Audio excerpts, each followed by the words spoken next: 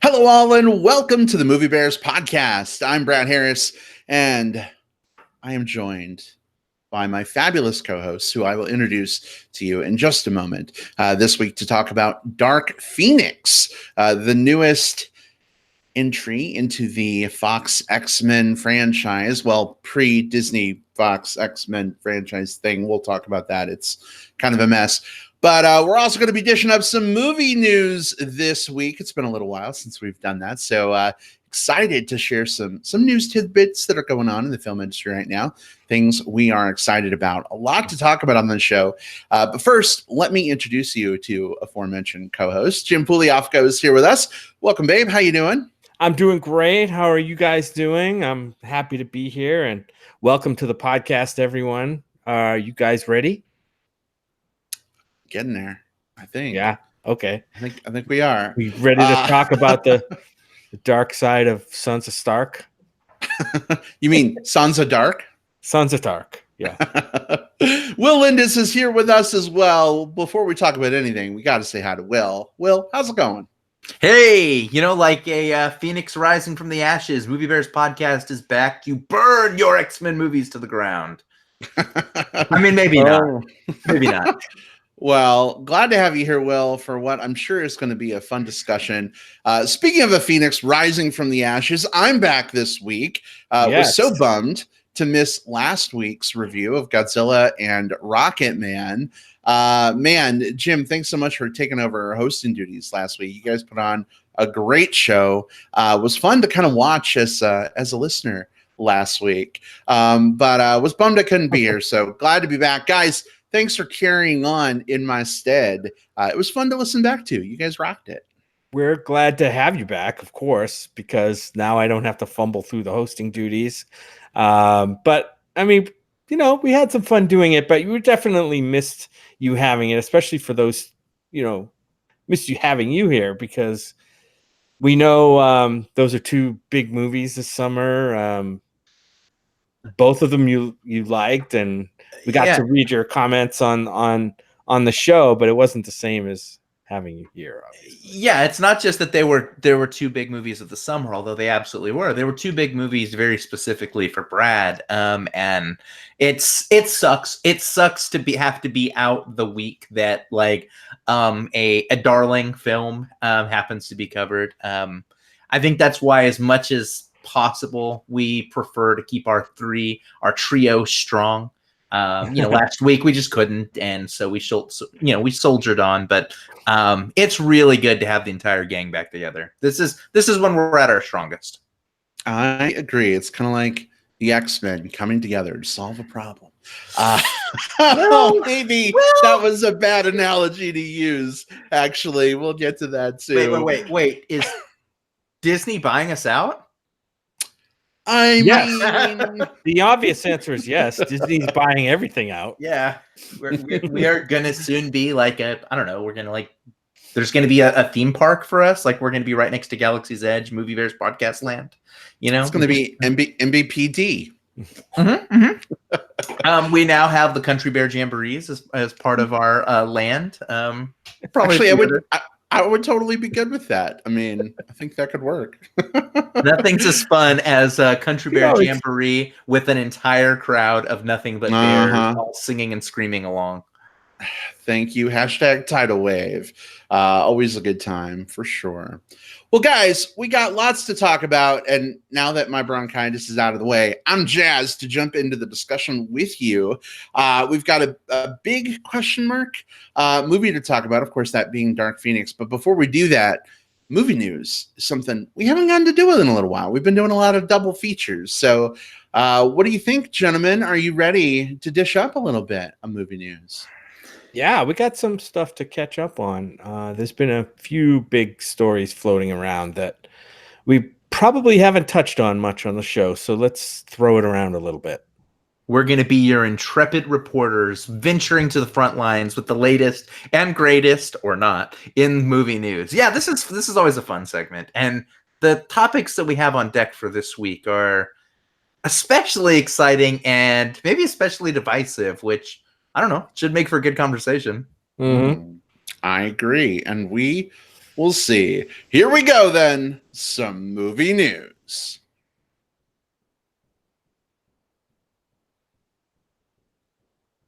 So we had someone this week ask us a question. In fact, he's a friend of the show, Big Tom. We have him in chat usually on Tuesdays when he's not working, and we hung out with Tom over the weekend. And he asked us a question. He said, "Hey, when I'm watching the show on YouTube, why do you guys like freeze for 10 seconds and not say anything after you intro a segment?"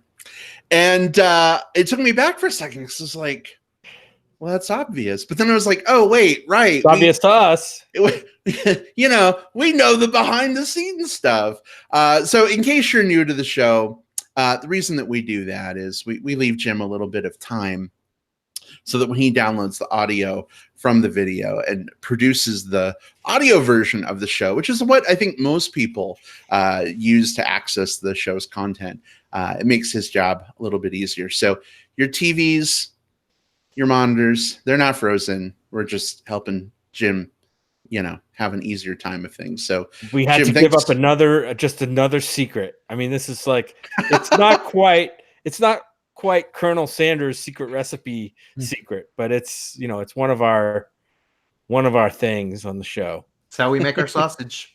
It's how the sausage is made. Make our sausages. And now I'm hungry for sausage. Anyway, so for sausage.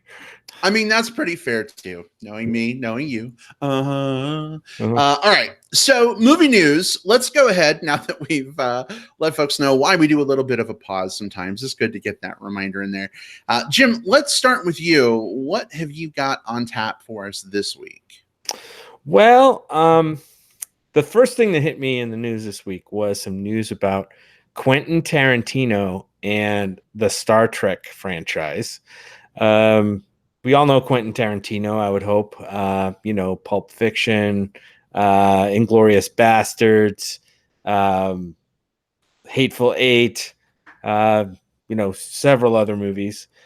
And I guess and this isn't like new news that he's been kind of rumored to be attached to the Star Wars franchise for possibly the next Star Trek movie. Did I say Star Wars? I hope I didn't. Anyway, Star Trek. If I say Star Wars, guys, please correct me. But yeah, he don't make me get a paddle, Jim. Yeah. So the news he's still attached. I don't think there's been an official announcement of a movie and him connected to said movie, because the fourth Star Trek movie in the latest motion picture reboot franchise was in the works, and then it was shelved. He was not attached to that.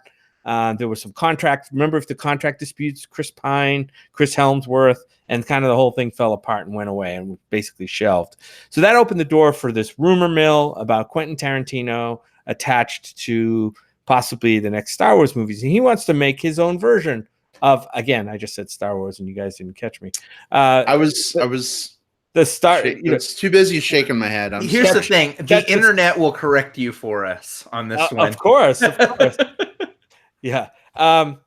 So he's going to make his own version of the Star Trek movie. He wants to make an R-rated version of Star Trek movies with plenty of F-bombs and God knows what else. Probably gore. Probably some gratuitous violence. If we know Quentin Tarantino, that's what we're going to get. And I guess there's a script that's been written for a Quentin Tarantino version of a Star Trek movie that's floating around. It was written by a guy named Mark Smith of Revenant fame. So there's some quality there behind that, in that writing of the script. Tarantino himself has not gone through it yet. He's working on his releasing his new film, Once Upon a Time in Hollywood, that's coming out this summer. So after that gets released around the end of July, and the kind of the buzz from that dies down, we may see more develop out of this R-rated QT Star Trek movie, or not. I don't know. We'll have to see what happens. But I want to know what you guys think, especially, both of you, but certainly you, Brad, being probably the biggest Star Trek nerd in the bunch. I know that you're not probably a huge QT fan or a QT, follower. I can't say I am either, although I've seen several of his movies. I don't know how you feel like that aesthetic might mix and what it'll give us for a Star Trek movie, but I'm willing to hear you out. Gut reaction? No. Yeah. Sorry. Okay. Moving on. Okay. No, I'm just. Okay. I'll elaborate a little bit. Watch out for that toxic fan base. Here's the thing, right? I know, right? Like, I don't know. Maybe Quentin Tarantino will subvert my expectations. That's all the rage these days. I don't want it. But his style of filmmaking, even though it's not necessarily for me, I think a lot of people jive with. A lot of people really love that. But when I think about Quentin Tarantino films, the furthest afield thing from his style of filmmaking to me is Star Trek. Like, thinking about a Star Trek movie, like with the violence and the language, like, I don't know. Star Trek, since its inception back in the 60s, has always been about, kind of a family-friendly vehicle to explore the human condition. And I don't think this is that. And there's nothing wrong with doing something new, right? Like taking a new direction, boldly going where no one has gone before, I guess. Pretty bold.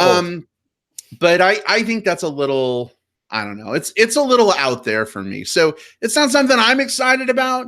But that doesn't mean there aren't people who will be. I mean, I have Star Trek Discovery on TV. We're getting a new Picard show. Those can be my Star Trek, and other folks can have their Tarantino Star Trek if they want. But yeah, but we'll see this. We would have to see this, right? Probably. I mean, I'll see it, but I'm not gonna want to see it. I'll probably only see it because we're gonna talk about it on the show. Otherwise, I would probably have no interest. But that's the most compelling reason for us to see it, right? Like, this one feels like it would be a hell of a conversation one way or the other, right? Yep. Yeah, so I mean, I'll be honest, of the three of us, I'm very much less the Star Trek guy.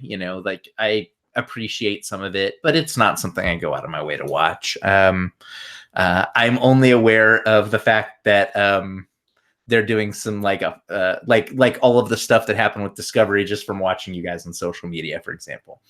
But I am somewhat of a Tarantino guy. I like I think that he is a phenomenal director whose stylings I don't always want to indulge in, if that makes sense. Like, I can always 100% appreciate the craft, and there's so much craft, but sometimes I feel like just the indulgences are not, the flavor that I want. I really worry that this is not two flavors that I want to have mixing, though. I mean, when I think of Star Trek, and again, I say this very much not as a Star Trek fan, so I have the least amount of skin in the game, but I think of it as very much a show about optimistic looking forward, that there's obstacles and challenges and nuance and having to deal with all of these different cultures from across the galaxy and the universe, all meshing and mashing in very abstract and weird ways at times. But at the end of the day, Star Trek is about hope, that we can be just a little more mature, a little more able to listen to one another and hopefully forge something better together. That's my take on Star Trek when it's at its best. And I think that there's a cynicism that runs through Tarantino's works that I think is one of his strengths. I don't know how well he would be able to hammer out that cynicism, because I don't think that cynicism is a good match for Star Trek at its core. Now, could there be some sort of side Star Trek project that is more cynical and that does blow me away, and this is the correct combination of people and property to do it? Absolutely. I could be very, very wrong on this, but just knowing what I know about the property and knowing what I know about the director, I can't help but be a little skeptical. Yeah, I think it's easy. This one's easy to be skeptical about, especially knowing what we know about the franchise and about the director. I have heard that Tarantino is quite a big Star Trek fan, so it's possible that we don't know what these two flavors are going to taste like together, right? Is it going to be peanut butter and chocolate, or is it going to be more like cod liver oil and, asparagus or something. I don't know. It just it's one. It could very well gel. You know what I mean? We just don't know. It could be one of those things that just sounds so gross, or unsavory, what's the word I'm looking for? Unsavory, going in, and then you wind up like, wow, those two things really kind of complemented each other. The Star Trek ethos kind of toned down the director, but the director also brought some cool things to amp up some of the Star Trek stuff that I love. So that's what we can hope for. And I'm curious, obviously, to see this, but who knows? The whole thing may fall apart. But I'd kind of be curious. I don't know. Maybe Star Trek needs. The movies, I think, were not doing very well, right? I mean, in terms of, I think each one was less and less successful, if I remember right. For how they did in the public. So who knows? This could re-energize the series. It's hard. Oh, go ahead, Brad. I was just going to say, like, they tried to do this with the 2009 Star Trek, right? Re-energized, good term there, Jim. This new take on Star Trek, and the first film worked well, but then the studio was like, oh, modern day audiences want more of the bad language, they want more of the action. So then we got into Darkness, which was like super dark, super gritty. We had, the language was like amped up. We had so much more action than the 2009 film, and that didn't do as well as the 2009 film. And then we fucking bring in Fast and Furious director, you know what I mean, to do Star Trek Beyond or whatever the hell it was called. It was terrible. It was absolutely terrible. So, like, going with, oh, this is what modern audiences want, as opposed to like the core of what it, I guess, has traditionally been, is a hard situation, right? It's a hard line to try and walk. And I feel like, maybe giving into a Tarantino take with the language and the violence. Maybe, like you said, Jim, maybe the what this is about would tone him down a little bit. But are people going to want a toned down Tarantino experience? I don't think that's what they're going to see. If they get a good Star Trek experience, they might. Yeah, I think it's hard because, like, when you hear Tarantino talk about it, like, the things that we've heard so far are, oh, I promise you, I'm a big Star Trek fan. And then the next thing is, oh, I'm 100% making it an R-rated movie. If it's me, it's going to be R-rated. And so to me, that feels like someone who is very much going to take a franchise that he likes very much his own direction, which is what you want, but you also want it to still be, at the end of the day, the thing that we know and we love. And I think about, like, again, I'm not watching these shows right now, but I know they're doing well enough so that they're planning spin-offs and sequels and stuff like that. But the CBS Access show right now, Discovery. I know that they've gotten away with, like, some, maybe like slightly stronger language choices and some, obviously some kind of fan servicey story plots, but it sounds like those things are way more Star Trek at its core than what Tarantino is proposing here. And they seem to be doing well enough so that they're getting a bunch of, like, spin-offs, like, to set it and discuss. So I think, Brad, your point is absolutely holds, that I think there's an audience for traditional Star Trek, or at least traditional-esque Star Trek. Like, it can still be, a little left of center, or, a little outside of the box, but it still needs to be at its core this thing that the fans love so much, because they're your audience.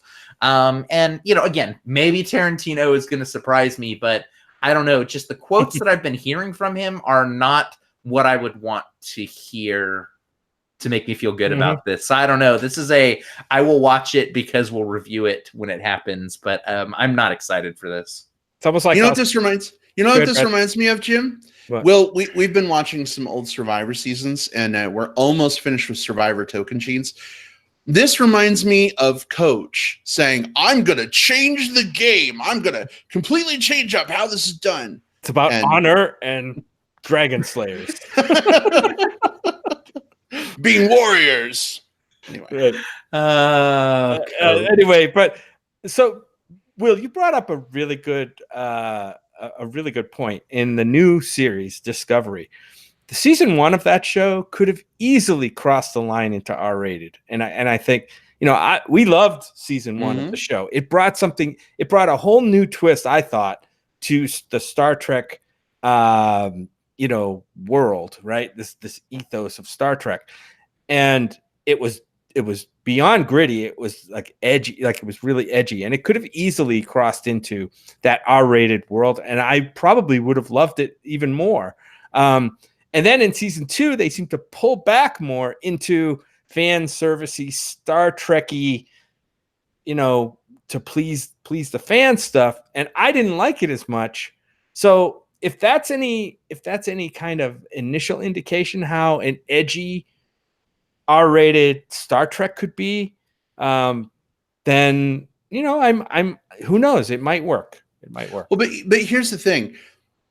Not every rated R movie is rated R for the same things, right? Like if you think about like one movie rated R because of violence compared to another, like the violence could be totally different. Like, if Captain Kirk is like walking around on a planet somewhere with his like phaser turned sideways, like blowing people's heads up with headshots, and it's rated R for that, that's different than like dropping an F-bomb in a battle scene and like hitting someone with his phaser across a battlefield. You know what I mean? Like, is that the kind of like violence that you would be okay with from a Tarantino Star Trek film? No. Obviously, if the character motivations go bonkers, like in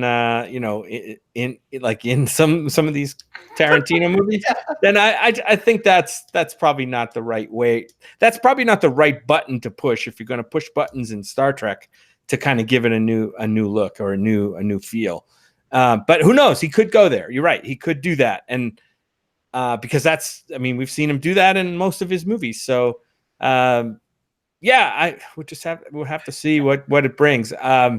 Can you imagine though the Twitter fights that are going to happen between Tarantino fans and Star Trek fans when the movie comes out? And it's either too Tarantino-y or too milquetoast Star Trek-y. I'm not excited about that discourse at all. Yeah. You know what? Give me a Tarantino sci-fi movie. Like get out of the Star Trek sandbox. And again, I say this is like I've got no skin in the game. I mean, not to put too firm a line or anything, but most days I probably don't give much of a shit about Star Trek. Nothing against the franchise, it's just not for me.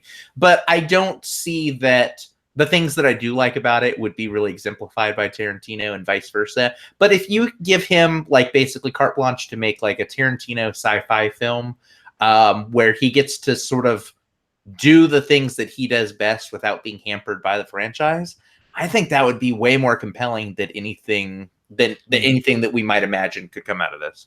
Yeah. Well, we'll have to see what happens. I mean, at this point, it's really just in the script phase, right? The script is mostly done with final tweaks happening, and there's a lot of road to travel. It's a long road getting from there to here. We know, Jim. Before this movie could even potentially see the light of day. So we'll have to follow this story. Maybe we'll revisit the discussion if this thing ever gets. I'm sure we will. Into production at some point. But Will, what have you got this week? So this is the thing that everybody's talking about on Twitter and Facebook and at the water cooler and everywhere where there's film discussions happening right now, and it's Batman. There's been some news that's come out fairly recently that Robert Pattinson has been tapped as the newest Batman in the Matt Reeves directed Batman film that's coming out at some future date. They're still doing the rest of their villain casting, so it's still a little ways out from happening. And of course, there's some people who are just like, wait, the Twilight guy? He's going to be Batman? I'm not down for that. Me personally, I'll just kind of cut to the chase of this. I'm super stoked about this. I think Robert Pattinson is probably one of the best working actors right now. Definitely one of the most underrated. He did the Twilight movies over a decade ago, but ever since then, he's been churning out like a bunch of really, really solid performances, all of which sort of focus on like brooding a little bit, which is very much like a Batman trait. I mean, between what he just did with Highlight this year, Lighthouse comes out later this year. He nailed it in Good Time. We had Damsel. We had Map to the Stars, the Cronenberg film, The Rover. Like, he keeps putting out like solid performance after solid performance. And I can't think of like, just like kind of gun to my head, like who else would I cast as like Batman right now? I can't think of someone I'd rather see in the role. Now, I say all of this from the perspective of, if we need another Batman. I'm feeling a little burned out by Batman itself. The Batman Superman movies, Justice League, and those, like, they sort of wounded me in a way that I haven't quite recovered from. They were that perfect like that perfect combination of bad but also like boring. And that's so hard to recover from, like, to the point where I'm like, I'm not excited about Batman by itself, but I'm excited about Robert Pattinson if they're going to do one. And I'm excited about Matt Reeves being tapped as the director. This is the dude that did Cloverfield. He did, more recently, he did some of the Planet of the Apes movies. And he did Let Me In. Like, even the ones of those that I was less a fan of, I think all of those show he can do this type of film fairly well. And he's planning on making this Batman movie more of like a detective noir story, a little bit less of like a super big superhero thing and focusing more on like kind of street crime detective stuff. So, I mean, if you're going to do Batman again, making it a detective story makes it a little different than what we've seen. Putting Robert Pattinson, Robert Batmanson. Yeah. So putting Robert Batmanson in there, he's great at glaring. He's great at brooding. He's great at acting. He's great at turning on charm. I mean, this is a good combination of things for me, for a thing that I don't necessarily want to see, but since it's going to happen anyway, let's use these ingredients. Maybe people would be more okay with it if this movie was about Batman in his twilight years. Something tells me that joke may have been already made on somewhere on Twitter. I don't know. Sure it has. I haven't seen it, but I'm sure it has. I don't care. Whatever. Whoever's going to play him. I'm so checked out of like the DC movies. I mean, I loved Wonder Woman. Aquaman was good. Shazam was fine. But I can't get excited about them anymore. Like, and going back to Batman, like, we're recasting him again. Like, fucking great. Like, I don't know. I wonder if his parents will die at the beginning.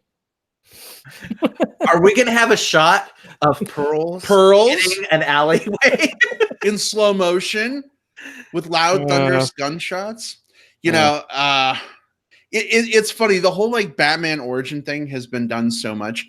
Will, I don't know if you follow the new DuckTales series at all with David Tennant as Scrooge Duck. I watch episodes, but I don't follow it. Yeah. Well, not to spoil, but they did an episode recently where they introduced Darkwing Duck.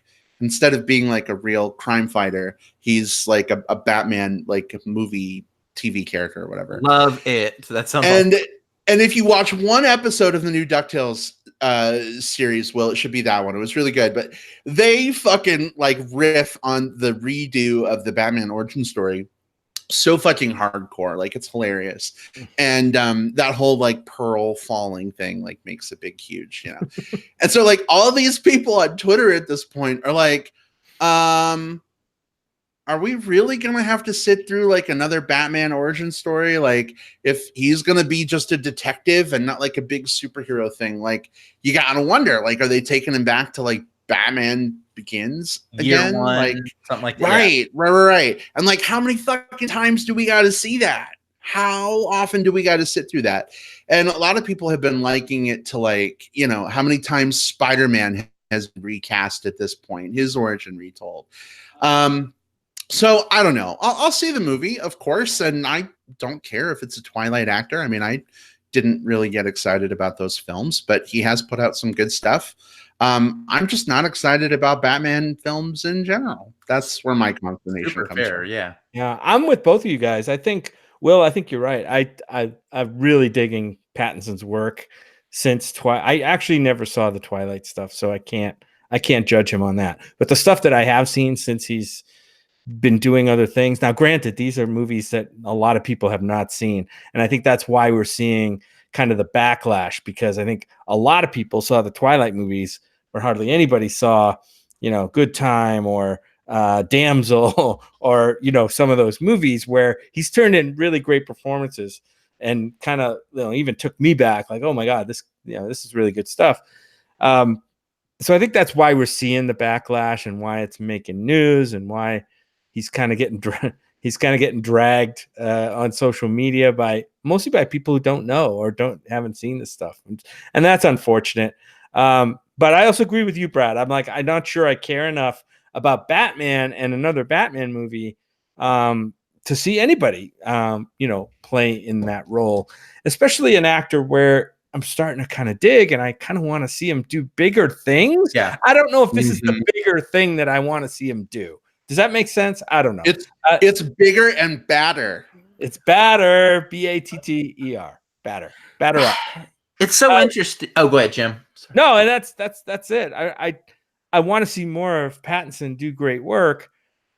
I just don't know if it's in this kind of movie. But I'll tell you one thing: if they hit a home run or even like a triple with this next Batman movie, and he's in it, and he's kind of proving everybody wrong, I'll be right behind it. Kind of like with Heath Ledger. Well, that guy could never be the Joker. Exactly. It's interesting. Robert Pattinson probably put himself in a damned if you do, damned if you don't type situation, because what he did, he was fine in the Twilight movies. I'm just going to come out and start by saying that. I don't think those were well-written films because the foundation material was really very much designed as like a power fantasy versus like a full-on character development style story. So I think that it's one of those situations where he played the character well. The character just sucked. And that's the problem, is like he'll always be tied to that.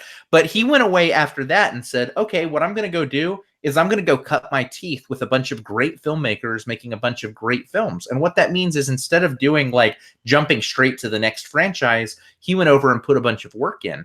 And the problem is that those types of films aren't the big tent poles that everyone goes and sees. So he went to go build up his resume, and he did an extraordinary job of it, but he did that in a way that wasn't visible. But Brad, you said something about Spider-Man that makes me, this is sort of what I would like to see them do with this movie. When they did this most recent Spider-Man movie, when Disney took over Spider-Man from Sony and they Tom Holland got pulled in, the first of those movies, Homecoming, wasn't really a Spider-Man origin story. It sort of started like, it's very early Spider-Man, but you get to skip the bite. You get to skip all of that and just sort of dive into like, this kid's been doing this for a few months at this point, that sort of thing, right? I think if you're going to do an early Batman detective story, you skip all of the backstory stuff. Maybe there's a passing line from Alfred or something like that, but you don't have to show the pearls. You don't have to show the alley. Your very first scene could be maybe Batman coming back into the lair. Like, first scene, it's him coming back into the lair, and he takes off the mask, and you see Pattinson there, and he's got some cuts and bruises, and a younger Alfred starts helping to tend the wounds, and they're saying, Master Bruce, are you still doing that? You can start with him like cutting his teeth on the street without having to do all the intro stuff. I hope they go that route, and I feel like there's been enough discourse around it that I think they're smart enough to do that, but at the same time, I wouldn't put them past that to shoot the exact same fucking scenes again. I don't know. Well, I feel like we say this on this show a lot, but we'll see. Yes. Definitely we'll see. Well, we'll give it a chance, even if it is another fucking Batman movie. Whatever. I'm sure we'll see it. Maybe it will be better, than it has any right to be. I don't know. DC seems to be learning some lessons from their more recent outings. Yeah. So maybe they're turning things around a little bit. Let's see. For me this week, I didn't get to be here for our Rocket Man discussion last week, but I had a couple tidbits in terms of some bullets dodged with that movie that might interest you guys. Bullets And dodged. I'm interested. yeah, so a couple things that I learned about from some recent interviews, because I'm a little obsessed is the wrong word. I liked this movie so much. I loved it actually. That I've just been doing a lot of reading about it. And there's been a couple of interviews with Dexter Fletcher, the director of the film. And he's been surprisingly forthcoming with information about his filmmaking process and his thoughts and behind the scenes stuff. And he gave an interview to the Gay Star News where he was talking about after he came in and replaced Bryan Singer for this movie. He had also directed Bohemian Rhapsody. So he had kind of envisioned this restaurant scene where Elton John runs into Rami Malek as Freddie Mercury, like at a restaurant, and they just kind of like wave to each other. Hello. It'd be like a Freddie Mercury cameo in the film. And I guess he talked about it with his people, and they were like, are you sure you want to do that? And so he's like, you know what? I don't want to create like a musical bio film, like, share universe or anything. But it's interesting. I'm like envisioning this scene in my head, and it would be so fucking cheesy. I'm just curious, like, obviously this didn't happen. Like, it was subverted from that. But would you have dug like a quick 2-second like camera pan, Rami Malek, Freddie Mercury? So I hate that idea so much. Like, I'm almost shaking over here thinking about just like what that would have done to this movie that I quite enjoyed as well. One, it taints it with, at least to me, like, I don't want to have a 4.5-star movie tainted by like a 2-star movie, like guest star for me. Like that idea alone like frustrates me. But I think the bigger implication of it is like, I think the Elton John story can stand on its own. Elton John is one of the biggest musicians of our entire life. We don't need like kind of a cheap gimmick, like guest star appearance from Rami Malek, Freddie Mercury to prop this film up, because as we all saw, that Rocket Man like not just stands but soars on its own accord. Yeah, it does sound really gimmicky. I'm glad he was talked out of it. It was his idea. It was Dexter Fletcher's idea. Yeah. Oh boy. Yeah. It wasn't needed in this movie. I mean, there were a few nods in this movie. Even if it did happen in real life, even if Elton John did meet Freddie Mercury, it's certainly one of the things you could have put on the pile of, okay, these are actual things that happened, but let's keep it out of the movie. There were a couple things in the movie like, oh, we're gonna go party at Mama Cass's house, like stuff like that. Like I don't know. It was fine, but then everyone's looking to see, who's gonna play Mama Cass? Is she gonna show up? I was looking for Mama Cass. It detracted from the actual story of like what was happening at the party a little bit. Yeah. So you could see probably the director's sensibilities were there under the surface and kind of popping through in different scenes. But yeah, that's an interesting one, Brad. I hadn't heard that one. And did you say that Bryan Singer was the original director on Rocket Man and on Bohemian Rhapsody? No. Oh, okay. No. Dexter Fletcher just took over for Bryan Singer. Yeah, right. Dexter Fletcher took over for Bryan Singer on Rocket Man. No, on Bohemian Rhapsody. On Bohemian Rhapsody. Yeah. Oh, that's right. He failed. Yeah. And Dexter Fletcher was the lead, the right. only director on Rocket Man. Right, for Rocket Man. Yeah. So he technically directed both, although Bryan Singer did a lot of the work on Bohemian Rhapsody. Yeah.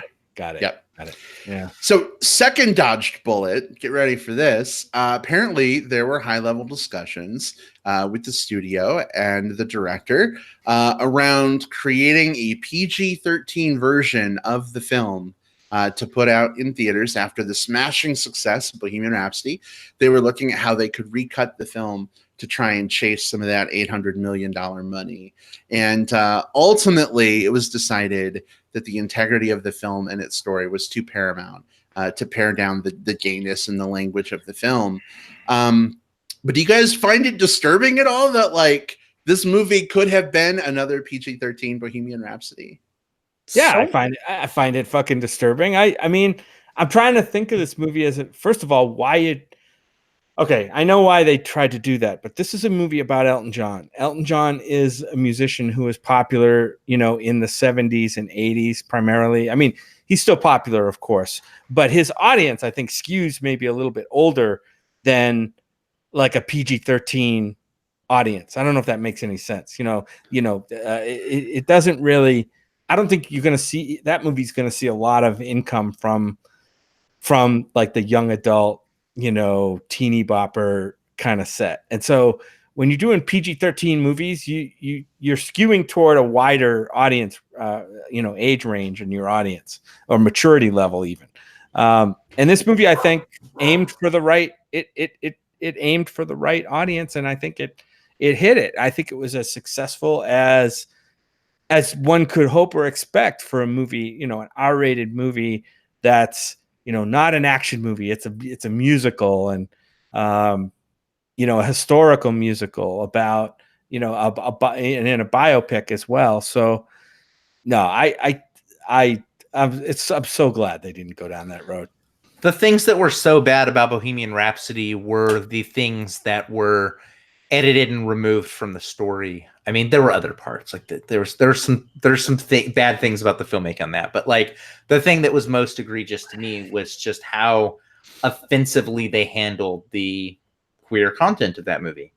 And if you're going to strip the Rocket Man from an R rating down to a PG-13, knowing what we do know about the movie, the two things that you would probably strip down are, I mean, I guess three. You tone down some language, but whatever. But you would tone down the drug use, and you would tone down some of the gay content. Now, the thing is that this narrative, the primary antagonist of the film, aside from John, who obviously was an antagonist, was Elton's own addiction.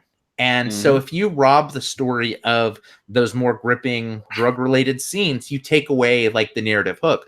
Even further, you take away the gay content.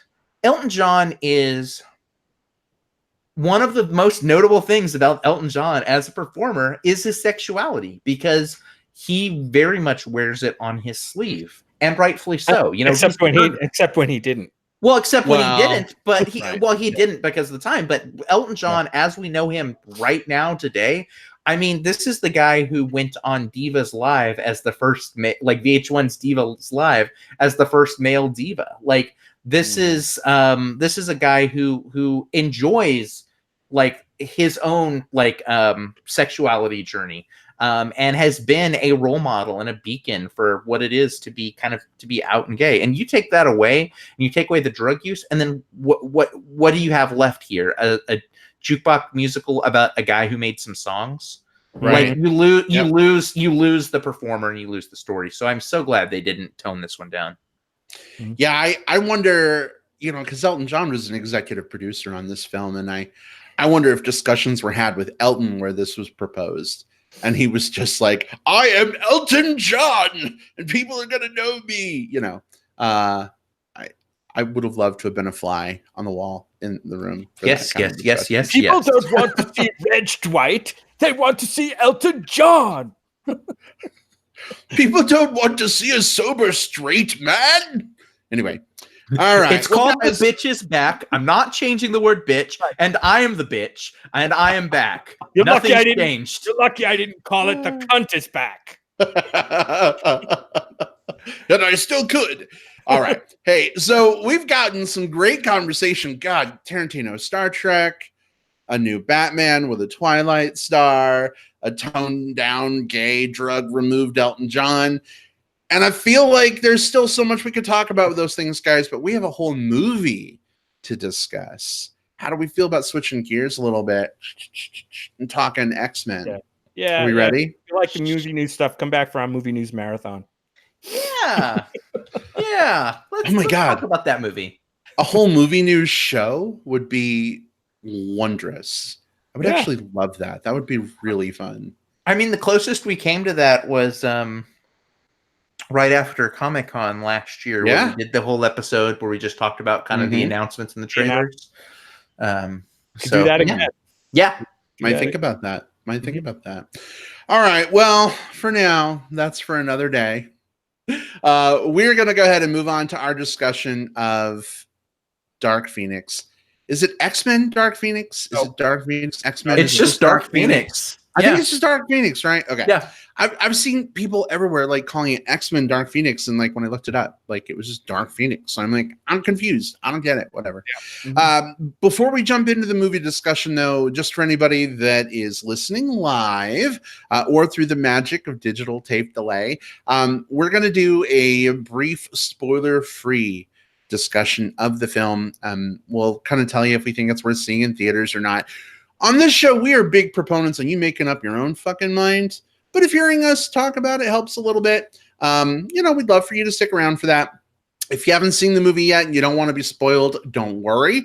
We'll give you fair warning before we open up spoilers into the discussion for the film. If you're listening on iTunes or Spotify, you'll have the handy dandy time index. You can skip ahead in the show as needed if you want to skip that spoiler section.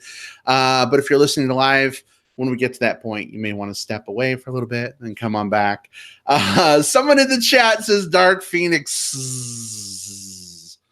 Yeah, little sleepy symbols there, little sleepy emoticons. Is that accurate for the film? We'll find out very, very soon. We'll find out. But without further ado, here we go. Our discussion of Dark Phoenix.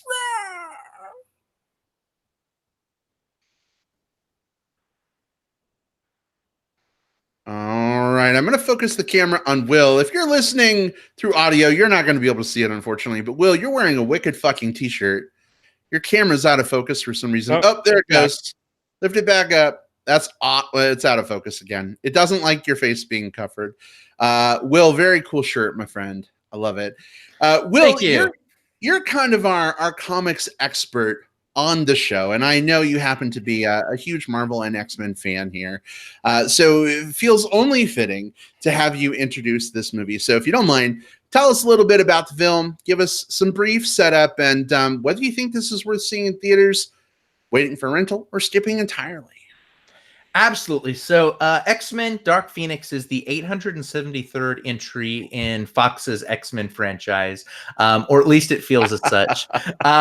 This is set after the events of Apocalypse, which was the last of these films. And we find ourselves, the X-Men are now working with the government, trying to restore human-mutant relationships by doing the right thing for the government and making themselves look good. So on a space mission, Jean Grey of the X-Men suffers an accident, and as a result begins to develop these very incredible over-the-top powers that slowly corrupt her into one of those pesky accidents that as it happens, super mutants happen to fall into. Well, this accident begins to corrupt her into this thing called the Dark Phoenix. So it's now up to the rest of the X-Men to decide, hey, do we side with our friend, or do we try to stop her before more lives get hurt or more people get killed? Man, I'm not feeling this one. I'm going to start with that and work my way towards why. First of all, there's a lot of conversation right now. It's the lowest Rotten Tomatoes score of any of the X-Men movies. It's the absolute worst X-Men movie. Fuck Rotten Tomatoes. None of that is accurate. Remember, Rotten Tomatoes is a pass-fail aggregate. It doesn't actually rate how much someone liked or disliked something. It's just what percentage of critics passed it or what percentage failed it. So you have to take that with a grain of salt. And this is better, I would say, than probably X-Men Last Stand, and it's better than that very terrible Wolverine Origins movie where they had Deadpool with no mouth. This is not the worst of the X-Men movies. But that doesn't mean it's a good film. There are some things that are very, very, very, very wrong here. First of all, it feels like a lot of the characters and a lot of the actors are already checked out of the story. You see, of course, Jennifer Lawrence, who has sort of been, blackmailed into appearing in the last 3 films, as far as I can tell. She feels like she doesn't want to be here at all in the Mystique role. She just has absolutely no joy on screen. The same goes for a lot of characters. Normally, I'm really into like James McAvoy playing Professor X, but he felt just so lethargic here. And in fact, there's a scene where he's wearing a turtleneck and he's sitting down and he's got his head shaved, and he actually reminds me of his character from Split and Yes, I was thinking the same thing. Oh my god. And so I just wanted to see that instead. The story itself has some problems.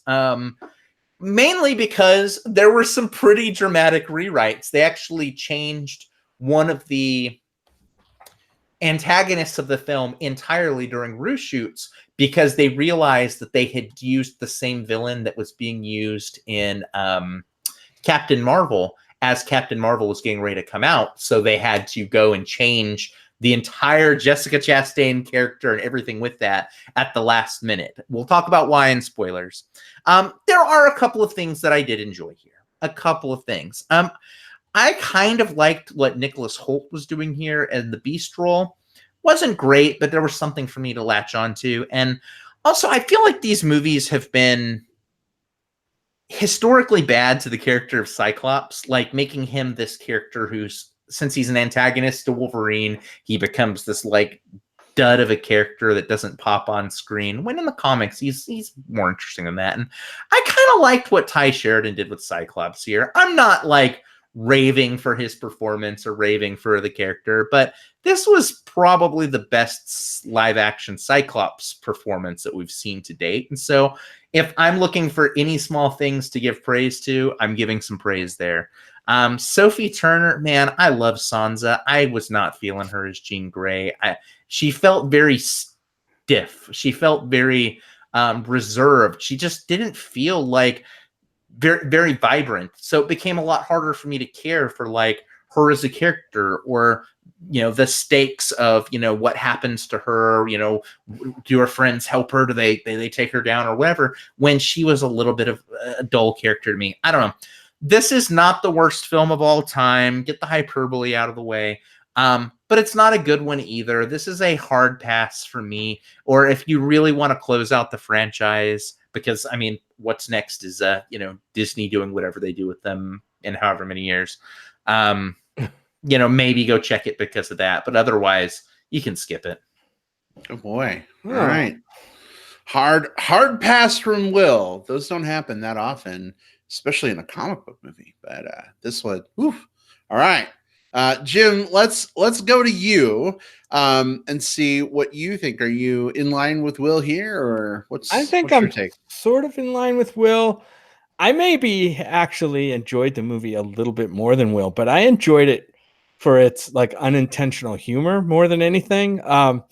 You know, it's not often does like a super serious superhero movie like this make me laugh in spots. Like this movie made me laugh, but I don't think it was supposed to make me laugh. And Brad will tell you, like through the movie, I was like, oh my God, this is ridiculous. And Will, I agree with a lot of things you said. I guess I can't, Sophie Turner, I can't necessarily blame her for how dull the Jean Grey character comes off in this movie. I don't necessarily think that dull character necessarily means we got a bad performance. But neither did the character allow her to shine in her performance. You know what I mean? So yeah, I just think, you know, as the center of your movie, you know, the character that your movie's about, you need to have some kind of feeling for that character. And I just really didn't. So it was kind of a wash there for me. The rest of it, I mean, it all just seems so kind of silly. You got all these characters wandering around, like waving their arms and making gestures, and shit happens like by invisible force, or, you know, whatever. It just, it comes across as really silly if you just take a half a step back and look at what's happening on the screen. Like, these powers are ridiculous. Like, yeah, I know everybody's got a power and everybody does their thing. That's cool. And I think fans of the X-Men series probably would take it much more seriously than I did, you know, in terms of what each character brings, and they're maybe more invested in these characters. I just found it just kind of a little bit silly. especially when they're all kind of waving their powers around. There were some cool things that happened that we'll get into in spoilers. I would say for me, this is definitely a wait for. I think this is a wait for VOD or wait for DVD or Blu-ray release at this point. I don't think this is one you have to rush out in theaters to see. Also, I didn't. So Brad will tell you, and I'm sure he's probably going to tell you that we just watched the whole animated series of Dark Phoenix over the last several days, like a few episodes at a time. So I've seen the original, and I could see where some fans of that may have issues with the way that the story was taken, or kind of the directions that the story was taken. And I'm sure Brad's going to get into that, but that's not for me to talk about. Even though I saw it, I see the differences. To me, they're kind of on equal footing because I don't have that nostalgia. I didn't watch the cartoon as a kid, so it's not ingrained in me. Anyway, like I said, this is a probably a soft pass for me. Meaning, I would say you don't have to go see it. You could wait for it on to be released later. Outside of this is like a wait for it to be on FX. They're entertaining commercials to spice it up. No commercials. Never watch anything with commercials. That's a sin. That's like one of the cardinal sins is to watch something with commercials. No way. So you're at the auto shop and you've got to wait another 3 hours because they're doing some repairs, and you look over at you're next to the free coffee and you look over at the television screen and FX happens to be playing Dark Phoenix, and it's just like, well, what else am I going to do for the next 3 hours? Yeah. That's about right? Yeah, right. All right. So kind of a milquetoast reception from Jim. All right. Where do I come in on this? Jim, you brought up the 90s X-Men animated series episodes revolving around the Phoenix, and I feel like maybe we should wait to talk about some of those things till spoilers, because, and Will, I see you nodding your head. There's plot points and stuff I think that we should probably wait on that for. But it was interesting that you bring that up, because anytime you go in with nostalgia baggage, right? And that baggage can be really pretty awesome baggage, and it can be bad baggage, depending on how you look at it. There's this risk that when you go into a remake or a new version of a story that you loved that was done before, that you can't ever recapture that lightning in a bottle again, right? It's almost like you're setting yourself up for failure. And I think part of the problem with the genesis of this movie is we already had X-Men 3: The Last Stand, where this Phoenix story flamed out and was awful. And so, here we go again, Fox making the story again, many years later. There's a lot of expectation around it. Geez, they already, fucked it up the first time. It's got to be better than that, right? And so I've been asking myself the last couple of days, because I didn't really like this movie that much. And I've been asking myself, is it that the movie itself isn't great, or is it that my expectations weren't met, right? I don't want to be a toxic fan. And the more and more I think about it, the more and more I think it's just not a great movie. The dialogue isn't great. I think that, there's one really great scene, and I'm sure it's on all of our minds. We'll talk about it when we get to spoilers, that I think kind of worked. It was kind of exciting. But by and large, this movie just wasn't that engaging. And looking at the chat, some of the comments you guys are calling out, Ben says it was okay. It wasn't good, not bad. I can totally see that. Splani says that it's mediocre as fuck.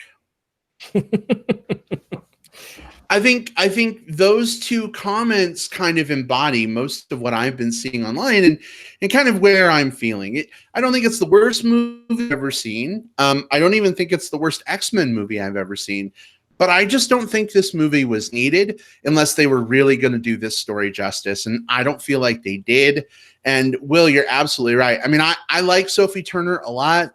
I loved her as Sansa Stark on Game of Thrones. I haven't seen her do anything really much outside of that kind of character. And, unfortunately, like, just as Jean Grey going through all the things Jean Grey goes through as part of the story, I don't know if it's bad writing. I don't know if it's bad directing. I don't know if it's bad acting or a combination of all three of it. It just didn't work for me. So I would say, normally, even when a movie isn't great, but it has lots of awesome visuals and sound, I'm like, hey, go see it in the theater so that you can see it on the big screen with an amazing sound system. But in this case, you know what? I think you'd be fine watching it on like a 12-inch portable TV with a metal antenna you pull out while you're camping. I mean, I'm not that excited about this film, and I don't. Does anybody watch TV that way anymore? I don't know. I mean, you use it even on your nice TV at home. This is a very like incidental. You have nothing better to do. Watch it on your phone on the plane. We give you permission. Yeah.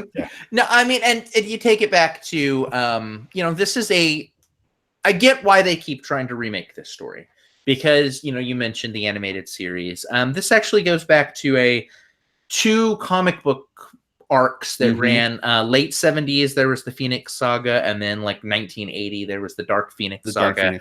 And when you think about the most popular X-Men stories, it's always Days of Future Past. It's always which they made a movie out of. It's always some of the solo Wolverine stuff, which they made a movie out of. It's always the Phoenix and Dark Phoenix sagas, so, and it's always Apocalypse. So they've mined all of the wells with these movies. They have. I think the thing that is most frustrating about this isn't that they're not getting it right, because, I mean, these are comics that were made in the 70s. So there's some stuff that ain't going to work. Just ain't going to work. So it's not even like how well they adapt it. Yeah, I can quibble about the fact that, they tried to cram two massive sagas into one thing. And so because of that, you don't get a lot of buildup and growth. But more than anything, I think you're absolutely right, Brad. You take all of that and put it aside and just look at this thing as it is, and it's not a very good movie by itself. And there are some studio reasons for that.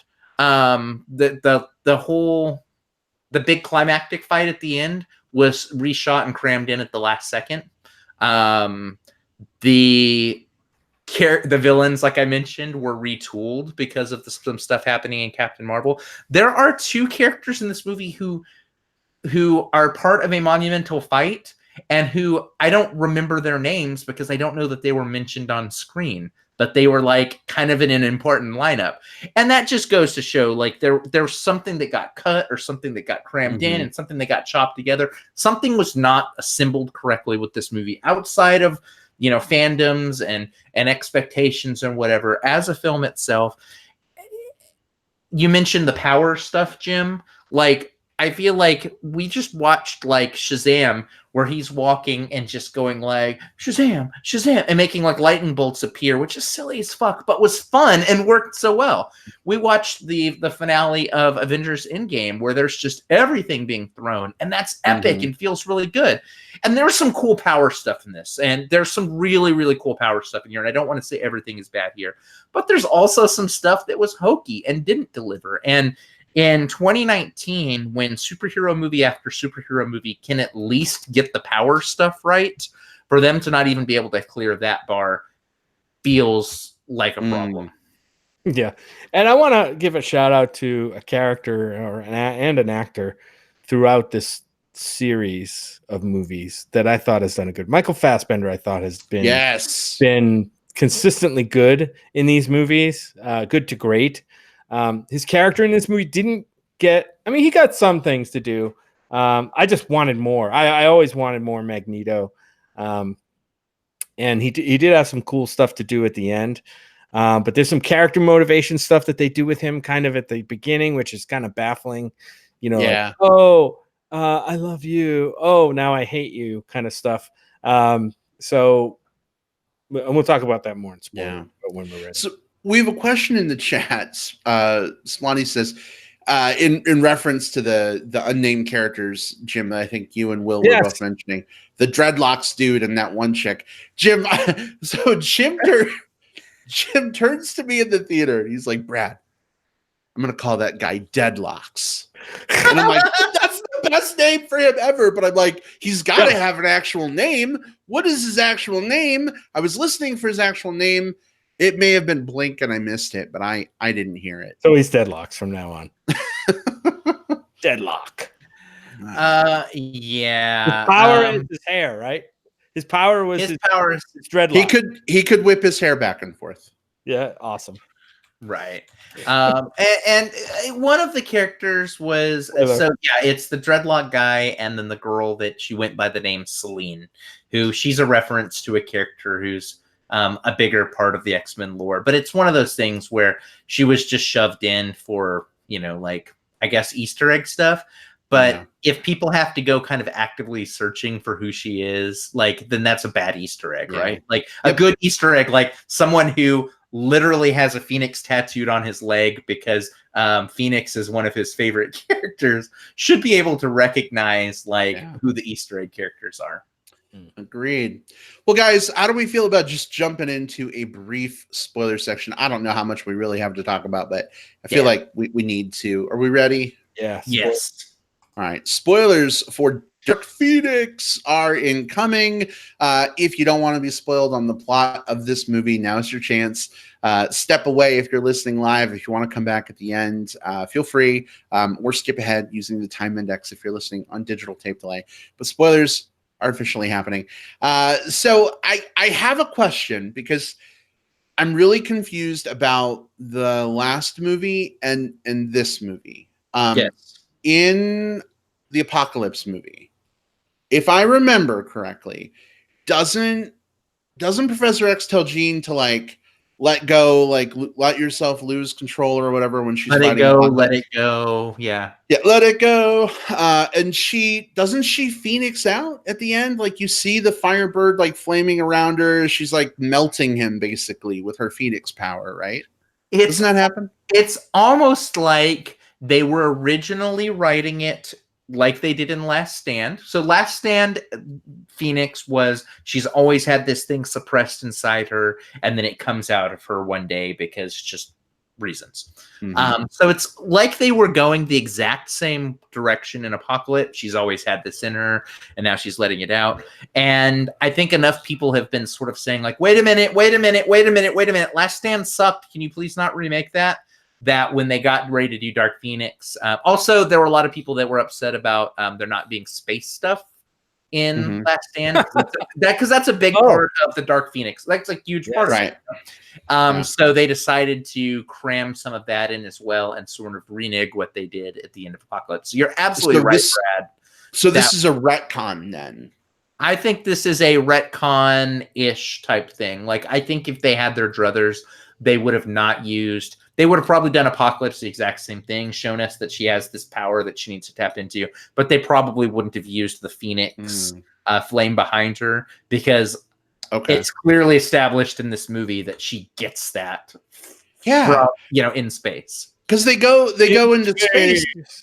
Because they go into space and we see the cosmic cloud and I'm like, wait a second.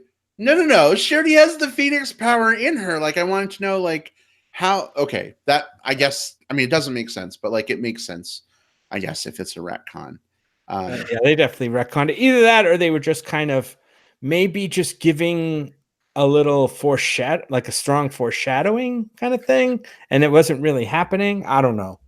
There were some major things to let me think that this script was probably a big mess to begin with. One of which was they added the space stuff because of the pushback from Last Stand. That's a big part of it. Originally, instead of the Debari, which is what Jessica Chastain and her group were, they were supposed to be Skrulls. They were going to be shape-shifting Skrulls. And then that was I guess, spoilers for Captain Marvel. It's, that's the shape-shifting race that's in the trailers of Captain Marvel. And so they had to reshoot and re-edit a lot of things to change them to where they were no longer Skrulls, and now they were the Debari, which means that now they have this storyline with them instead. They also changed that whole train scene at the very, very end was added at the last minute because the original climax was just Jean dealing with the Debari stuff, and I guess some test audiences were like, wait a minute, where are the rest of the X-Men? So they threw in an extra fight just so that they could have some extra things. And there were some cool powers on display during that. So I the train fight. The train fight. Yeah, the train fight. Yeah, the train fight was cool until Fassbender did his thing and he kind of crunched and twisted the whole train. And I'm like, why did he wait till the fight was almost over to do that? Like, I don't understand.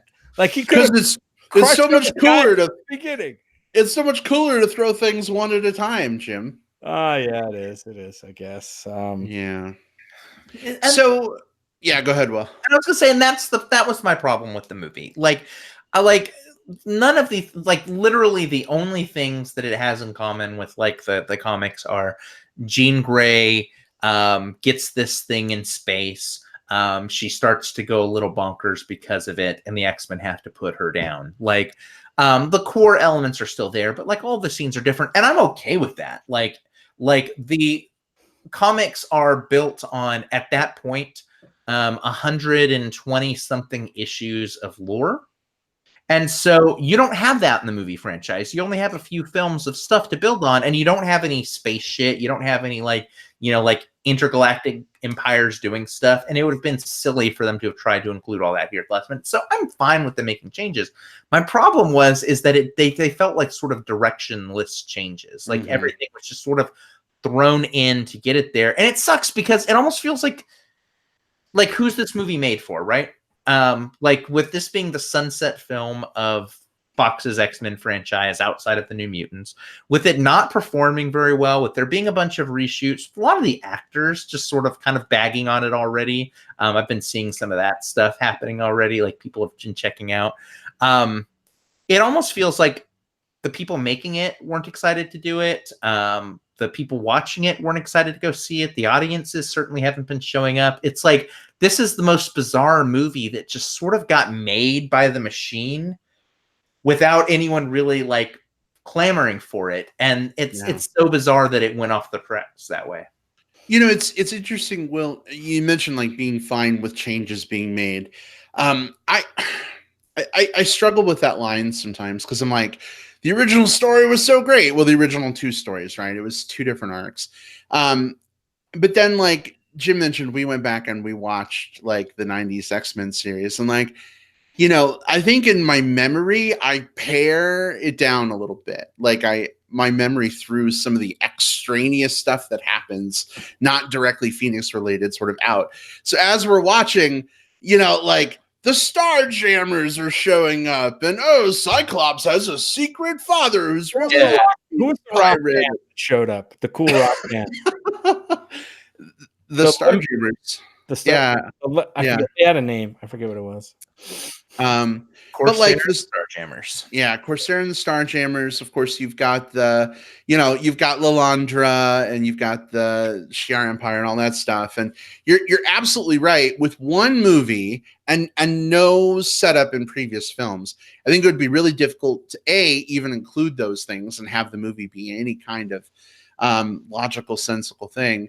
But also B, like, I think they were just trying to pare it down maybe to the essential elements. But I think they swung and they missed in a really big way. One, we don't really get to see much of Jean as Phoenix being like a force for good or like saving the galaxy. And so you don't really get like, at least for me, you don't really get like the weight of the position that the world is now in with Jean Grey now being a dark. Before she started killing people. Right, because like she's this big, huge, giant, cosmic fucking force, right? And I get it if they don't want to tell the Unicron Crystal story, whatever, we can set that aside. But like somehow show her like doing some kind of crazy, amazing shit as Phoenix. Tie it back to Apocalypse. He was the big, huge threat in the past movie, right? Like maybe you start the movie off with a discussion between her and Professor X, and she's afraid of the power she demonstrated there. I don't know. Plus, that movie apparently happened 10 years ago. She doesn't look like she's aged today. I don't understand it. Maybe it's Phoenix power. None of them really looked like they aged all that much, and it was also a little hard to like in chats right now talking about like Jim showing up and putting on a light show in the forest. You know, that was so funny. I love the party scene. Yeah, Dazzler, which she was mainly there as a throwback to. Dazzler was a major part of the original comic arc, and I think they were just trying to do a nod there.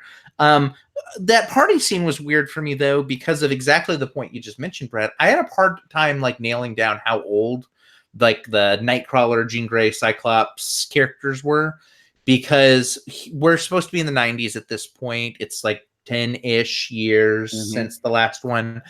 So they're out partying in the woods with like some of the underclassmen, it looked like.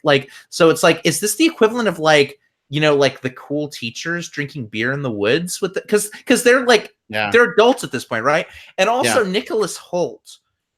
So if I'm thinking things back, he was in X-Men First Class, right?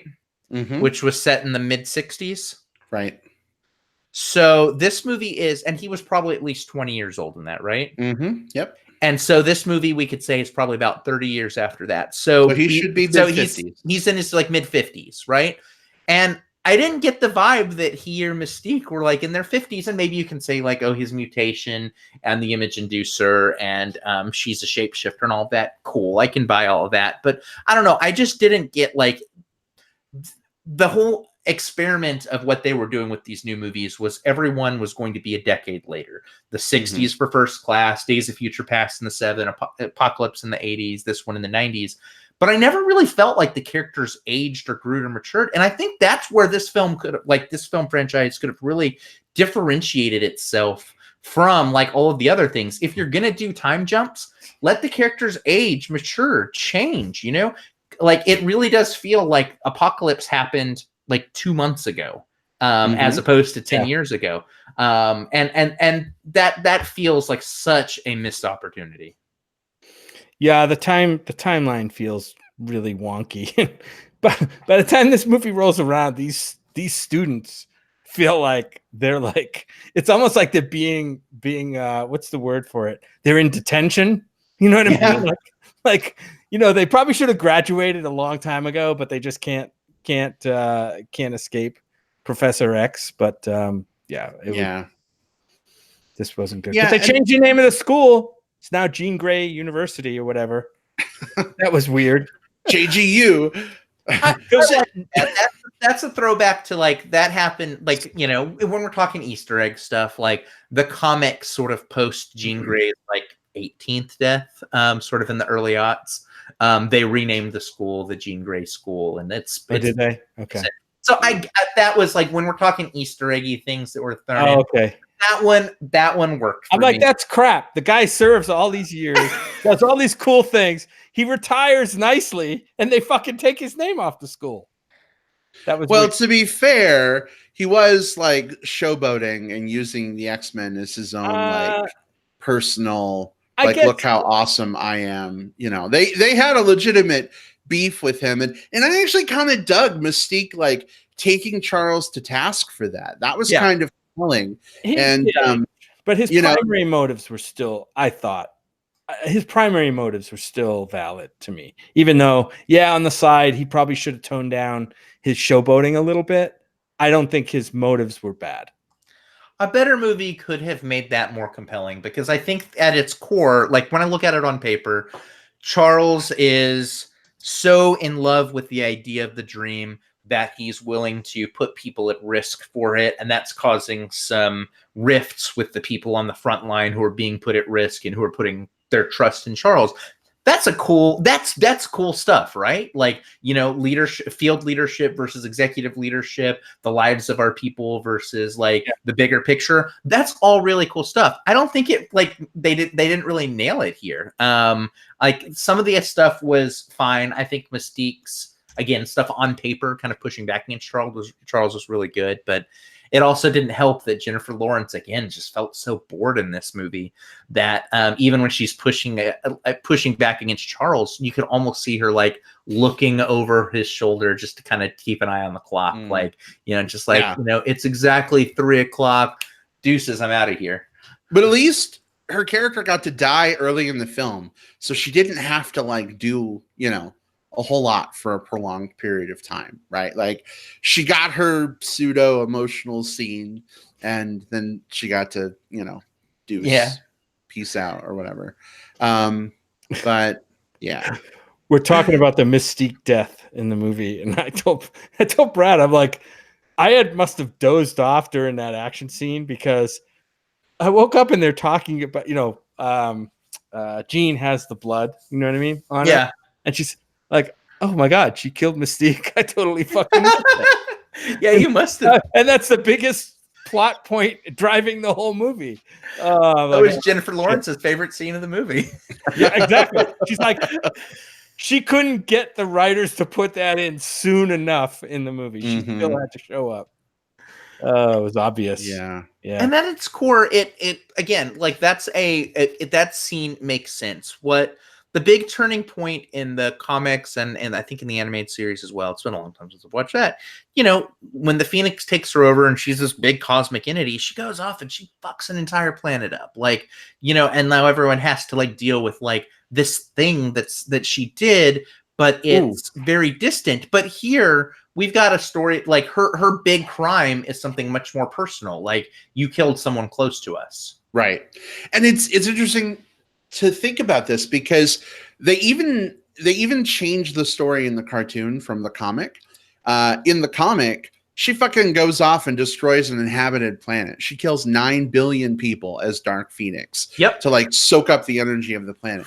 In the cartoon, she still destroys the Debari planet, but it's uninhabited. A whole solar system she basically destroyed. Right. But they make a point of saying that the whole system was uninhabited, so nobody died. But Lilandra is like, but what if that system had been inhabited? Think about what could have happened. You know what that reminds me of? The Superman movie? After, exactly.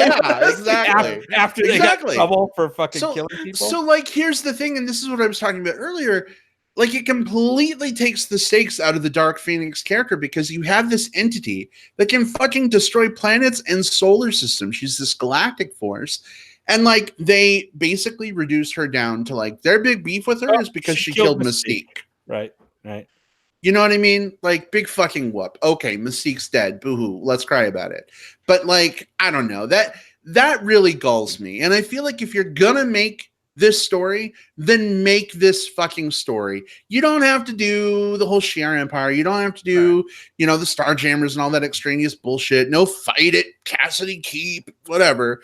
But, like, at least take the integral elements of the character. At least take the integral stakes of why it is so bad if Dark Phoenix, like, remains out roving around blowing shit up, and make that work. I don't understand why we're afraid that it might interrupt another space shuttle mission. That's why. We can retool, like, if we could retool this, like, not to harp on this too much, but like one of the things that I think works a lot stronger about like the Marvel Cinematic Universe's way of like foreshadowing stuff is they tend to have like a long-term plan. And so when they introduce something now, that it's going to pay off later. I think that if they were thinking along the same lines here, and we know they kind of were because they were talking about doing this whole like decade jump thing. You could have in Apocalypse made part of the story in some way, shape, or form the Phoenix thing happening. Maybe it's because of Apocalypse, like jump starting her to make her like a horseman of Apocalypse or something. And she starts to go a little bit batshit crazy through the first movie, but gets it toned down. And then by the second one, she's having to like deal with the bigger stakes and the atonement. You can take the alien stuff out of it because to me, it's weirder that they introduced aliens as a side note at the end of the franchise with no other cosmic stuff in it at all than if they had just introduced aliens like way sooner. So if you're going to introduce aliens at the last minute, don't, and go back to making it like something else instead. Introduce it a little bit earlier to where we have time to build up the Phoenix thing happening to where the Dark Phoenix thing can be this bigger explosive thing than it was. Like just takes a little bit more forethought with the script than they paid. And that sucks because again, like, I want to enjoy every movie that I go to, but I especially want to enjoy these. I like these comics. Like this is what I grew up reading all the time, and I can't expect them to adhere to everything to the letter, but I want them to adhere to it in the spirit, and I don't feel like they did. Yeah. So here's a question: the X-Men have come home. They're with Disney now, right? Marvel Studios. They can use the X-Men when they want to. Feige says it's going to be at least 2025 before we see anything probably X-Men related out of their studio. let's say they start doing X-Men movies in 5 years, and they're great. Let's say they're awesome. They live up to the Marvel standard, and 5 years after that, we're loving the shit out of these movies. Should they attempt to do the Dark Phoenix story again? I'm 100% down for that, because I think that anytime, like, when we think about the things that we've been like, oh, I don't know, we've just had all these Spider-Man movies. Like, what are we gonna, like? I think I feel pretty good about what they've done with Spider-Man having taken him over. I feel like by the time they got to Dark Phoenix again, I feel like they would have laid the foundation. And I'll also say that the world that they've built is already way more conducive to it. Like, you know, if you were to drop like the Shi'ar Empire and Galactic this and the Emkron Crystal and this ancient planet, that all these people in the Marvel Cinematic Universe as it is, like, you could see like that being something the Guardians of the Galaxy deal with, and Captain Marvel flies by and experiences. Like, this is already such a large scope world that some of those large scope stories can actually work. The X-Men stories, the X-Men movies have always tried to play into the idea of like the world that hates and fears us. So it's been playing against this like discrimination versus tolerance, fighting for our rights thing. The comics, of course, did all the cosmic shit and the shapeshifter shit and like all sorts of weird stuff, but the movies really focused on this one element of it. And that was to the detriment here, because they tried to have their cake and eat it too. They tried to fit the cosmic stuff into the grounded mortal stuff, and those two pieces just, they couldn't find the right recipe for it. What about you, Jim? Would you watch another Dark Phoenix movie if it were made by Disney Marvel? I'd watch it with you if you wanted to watch it. How's that for me? I love you. I guess my honest answer is, I mean, these stories, when I look at them, they're pretty complex stories, right? The X-Men is a pretty complex, franchise, and it's got a lot of different facets to it with so many. It isn't just like Batman or, that has like one, just a few villains. And I know that Suicide Squad and all that stuff, and, Justice League, and expanded on that kind of. But X-Men is pretty complex in terms of all the facets of the different characters that you could emphasize and de-emphasize. So they could totally just take a kind of a different route through it. And I mean, if they can do it right and have some and develop the characters again in a way that's compelling, I'll watch it. And Sammy W., a friend of the show from Denver. Hey, Sammy, good to see you. He also says more Dark Phoenix again and again. I suspect that might be sarcasm, but yeah, I don't know. I mean, I guess I'd be interested to see what Disney Marvel could do with it as well, but I hope it's at least 10 years before we circle back to this story again. So, guys, if we can get more Batman before that. if we're still doing the show in 10 years, and we're reviewing another Dark Phoenix movie, it would be interesting to revisit this conversation maybe at that point, but maybe we're done till then. I don't know. Guys, any final thoughts on Dark Phoenix before we do some plugs and wrap up? Nah. Let it go, Gene. Let it go. Yeah. All right. I won't even get into the X-Women line that was in the movie. Let's leave that there. Remember how we talked about? I'm not going to leave it there. Apparently not. Remember how we talked about was it Endgame? Yeah, where they had their they had their moment, like where they had to. And believe me, I think the women in the X-Men thing are really cool characters, right? Mystique has been a great character for a long time now. Storm, I think they're the most compelling of the X-Men characters. Absolutely. So, and it seemed funny that they threw in the line. It says, you ought to rename us the X-Women instead, because we've been carrying your asses for a long time, or something like that. It was funny, but it felt a little, I don't know what the word I'm looking for is, not pandering, but this pandering doesn't quite fit. But it just seems, I don't know how to say it without coming across like a dick. But here's what I'll say. Like in Endgame, it was very much like a show don't tell. Like they basically said, hey, we have a bunch of awesome women. let's do a scene where they all come together and kick some ass. In this one, we have a scene where she says that, we always bail you out of this stuff. But what we actually see in all of these movies is that up until this one, and maybe the last one, they've been pretty much like the Wolverine show. And so I don't know that message actually rings true with what we've actually seen on screen. I think the female characters are the most compelling, but I don't think that they've had as much of the narrative focus up until probably this one, mainly because you have Hugh Jackman as Wolverine, mainly because you've got, when he moves out of the storyline, we see Michael Fassbender and James McAvoy, Professor X and Magneto, being the core parts of the story, and everyone else being support characters to them. This is the first one where... and they had to say it instead of do it, right? Yeah. And that feels a little cheap. Yeah. Yeah. Cheap. That's a good word for it. It reminds me of like the Men in Black International trailer, which that comes out this weekend, right?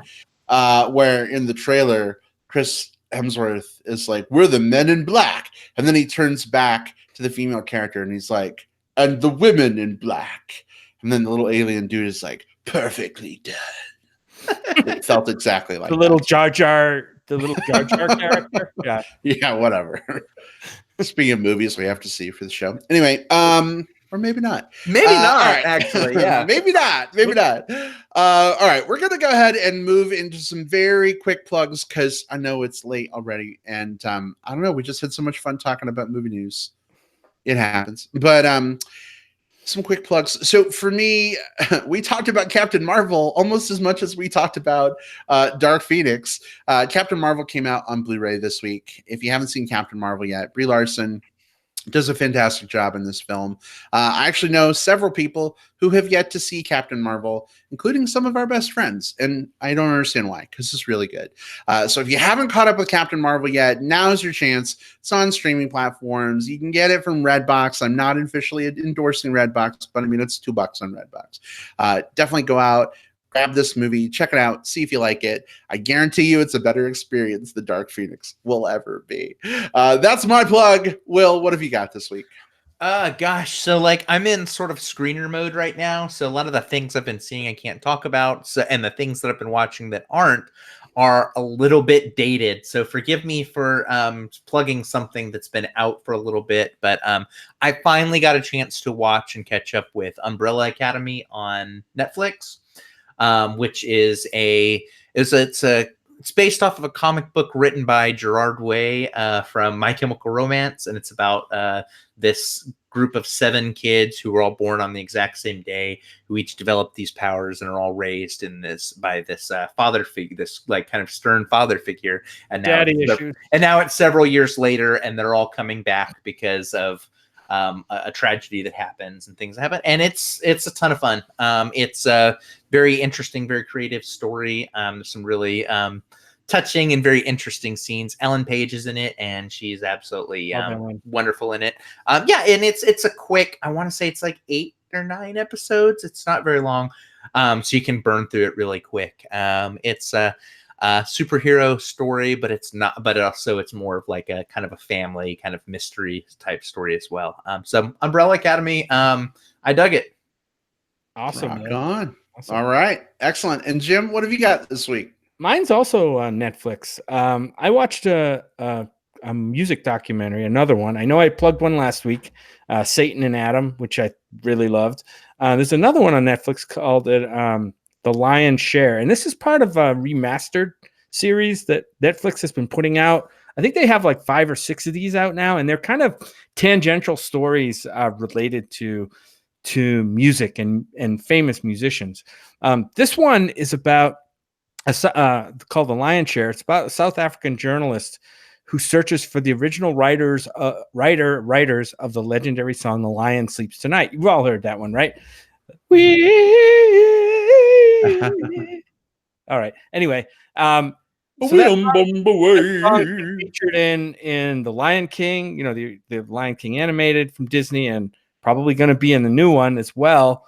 And it traces its roots back to the original writer of the song, who's now passed away, and his family from South Africa, who basically up until a certain point, had never seen a cent from everything that everybody, including Disney, did with this. So, and it gets into a lot of legal stuff and just kind of how this is one you're probably going to have to take a little shower after watching, because it's kind of the dirty business behind the music.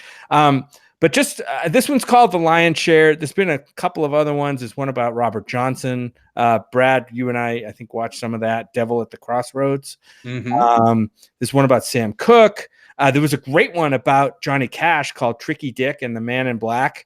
If you haven't seen that one's really good. I recommend watching them. They're called Remastered, and then different titles after that. Check them out on Netflix. Just search for Remastered and you'll find them all. All right. Awesome. And one last comment from the chat. I don't know if I'm pronouncing this right. Splaney. It says, oh, geez, Jim, I just noticed Arlo in the back. Why? Arlo is fucking awesome. That's why. He's the coolest dinosaur there is. So there you go. Coolest talking dinosaur there is. Anyway. You have your answer. Hopefully that suffices for you. Right. Guys, it has been so great to be back in the saddle with you this week.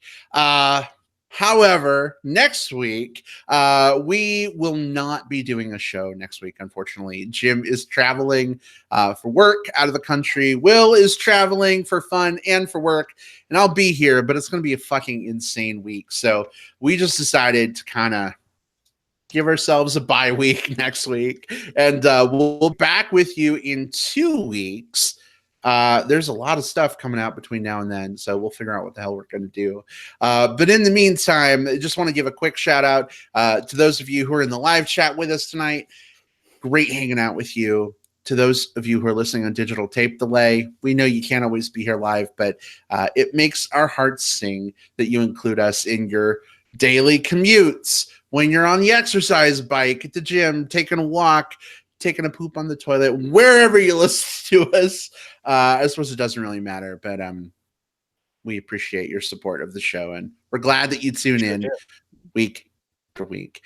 Thanks so much, everybody. We'll see you in 2 weeks relative to when we're recording this episode. Actually, it's less than 2 weeks because we'll be back on our normal Tuesday night. We're recording Wednesday night. You know what? Just look for us in like a week and a half. The last full week in June. That's right. We will rise from the ashes of this episode. You know the message. Like the Phoenix. Jim, I love your 90s X-Men animated Jean Grey impressions. They're charming. Oh. Yeah, I'll do Scott. Jean. Oh, yeah. I'm gonna do another. I'm gonna do another Jean Grey impression. Are you ready? From the cartoon? Yeah.